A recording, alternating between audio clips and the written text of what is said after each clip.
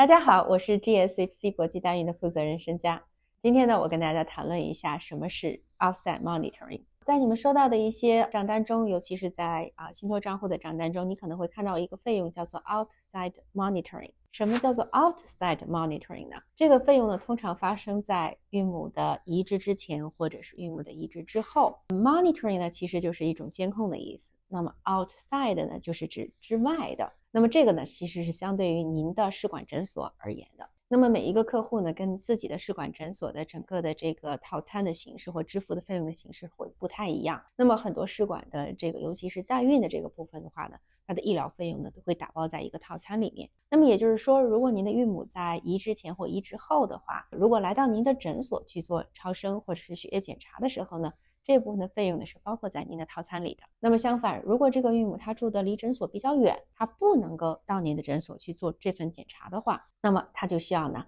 到他们家附近的诊所去做相应的检查。这部分的检查，尤其是超声部分的检查，它是需要您作为准父母额外支付给孕母家附近的这个诊所的。那么我们说，在孕母移植之前和移植之后呢，会有怎样的一些检查呢？通常会有血检，那么来查孕母的这个激素的水平，同时呢，可能还会有超声的检查，来检查它子宫内膜的我们叫 baseline 基线和后面的厚度的增加。那么在后面的时候，如果移植之后的话呢，可能会要确认宝宝的胎心。那么这些检查通常就说呢，一个是血检，一个是超声。血检的话呢，有一些诊所，如果你已经付了诊所这个套餐的费用，它可以呢帮助孕母呢开到一个指定的实验室，比如说在美国通常是Quest 或者是 LabCorp， 那么孕母到那边去抽血，那这份的账单呢，也有可能呢是你自己的 home clinic 呢去 cover。However， 这个超声的这个部分的账单的话呢，因为它的执行方呢不是你的诊所，是这个孕母家附近的，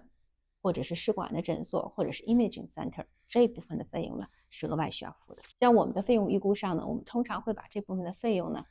给大家列出来，只是一个预估。那么究竟您的孕母要做几次超声，每一次超声的费用是多少？我们见到有的可能是300-400块钱，有的是500-600块钱，甚至可能会更贵。这个是没有办法呢100%的在之前给您做预估的时候是确定的。但是呢，我希望呢给大家做一个解释，大家好知道这部分的费用呢是怎么来的。那么有的时候客户会问，那我究竟是不是要做 outside monitoring， 还是要到我的 home 诊所去做？这个事情是不是要先跟我们商量一下呢？通常情况下呢，不太好执行。为什么呢？因为如果孕母就算是她到您的诊所去，她可能呢住的比较远，它也涉及到呢有一个 travel 的费用，也有一个误工的费用，还有一个时间上的这样的一个消耗。所以通常情况下来讲，我们说如果孕母住在1个小时以内的这个车程的时候，我们尽量会安排她到您的这个诊所去做检查。相反的话呢，通常情况下都是做 outside monitoring 的。有的时候我们的客户会担心说，但是这个诊所做检查的时候不是我自己的 home 诊所，不是我自己的 home 医生，那么他检查的这个会不会准确呢？每个诊所会不一样，所以这一点上呢会或多或少有一些差异。在实际操作中呢，可行性还是蛮大的。当然我们也见到有的时候我们的医生看到一些报告有一些质疑的时候呢，他可能也会要您的孕母在移植之前的最后一次的这个超声检查的时候呢，到您的医生的诊所去呢，再做一次检查，来确定一下子宫内膜的厚度或者子宫里面有没有积液等等情况。Overall 呢，这就是关于 outside monitoring 的一个情况了。那么如果您关于代孕有其他方面的问题的话呢，欢迎来联系我们。